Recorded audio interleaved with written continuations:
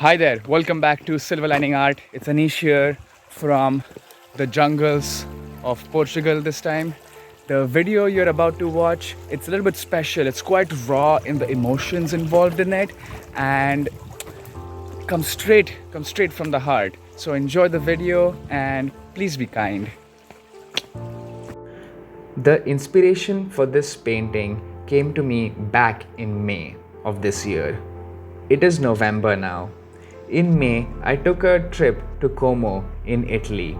During that period, I was on cloud 9, felt never better with all the sunshine, love, and happiness everywhere around me. It is important for me to mention my state of mind so that I can bring you on the journey of this painting with me. A journey exploring how art reflects our mindset, our feelings, and emotions, not just in the subject matter, but the process, how we approach the painting, how art can help us heal. What can art tell us about the artist? Only if we look a little bit closely. So, now back to Como, where I was feeling amazing. At one point, we took a boat ride down the lake.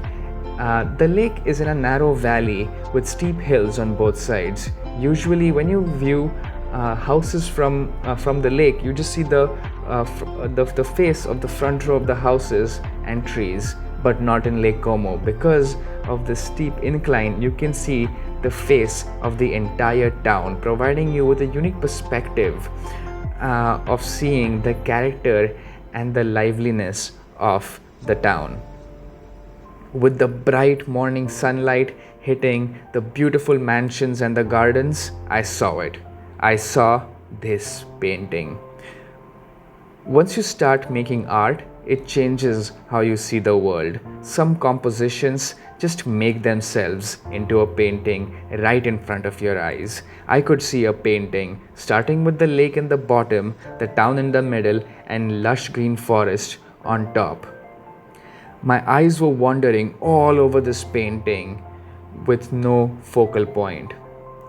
The painting I was looking at was immersive and had a strong sense of place. I knew I had to stay true to this unconventional composition if I wanted to share my true vision. A few weeks after the trip, I made a small version of this painting in my sketchbook. I was happy with the result but devastatingly exhausted. I usually paint in big washes with big brushes, then add smaller details towards the end to define a focal point of the painting. In this painting, however, I had to start off with the details, then keep adding more details, and then finish the painting with more details. This also meant that I had to put a lot of time and effort into the drawing. I'm not a big fan of drawing, as I usually see the world in solid shapes and not outlines. Because of this process, I knew I would need a lot of focus time to work on this piece. I can only have that kind of focus for an hour or two at a time. In those couple of hours, I would only get a few square inches of this painting done. This made me keep putting it off for many months. Until finally, at the beginning of October, it happened to be a time when I was feeling really at my all-time low. The feeling of loneliness, insecurity, and loss of all control over life followed me around like a shadow.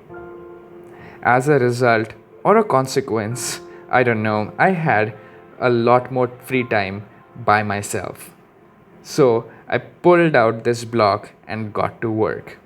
While watching the video, it may feel like the whole painting was made in one sitting, but in reality, it took many weeks to complete it. An hour or so at a time, I started focusing on just that one tree, that one house, that row of bushes. As days and weeks went by, I began to feel a little bit better. I was healing myself. And thanks to my family and friends who gave me immense support, kept my spirits up, and sparked joy to light up my world once again. To some extent, however, it was also this painting, and I didn't realize that until I watched the time lapse while making this video. I was in awe of how much the style of painting has changed throughout the painting. At the beginning, I really benefited from my paranoia, from my desire to wanting to control every little dot and line of pigment. I could make the really detailed down the staircases and the houses. However, at the end, I was left with the two biggest shapes, the forest on the top and the water at the bottom of the painting. These two shapes had to be approached differently. The painting was forcing me to change my style. I had to let go of this desire to control everything. I had to risk it. I had to make these big shapes, these big wet on wet washes. I wasn't sure if I'm ready. I even took a few days break, trying to think if there's any other way to represent these large shapes. But no, my vision was set. I had to go wet on wet. I had to risk it. I had to risk all the work I had put in and potentially making it ugly. I had to splatter paint. I had to take a big brush, take a step back and make these big marks, make a mess. And it worked out. I realized that sometimes I have to let go of my desire to make things perfect by controlling it. Sometimes letting go of control makes the painting perfect. And that is how this art, this painting helped me heal. And it made me realize that I was good, that I had healed. And now I can let go and move on.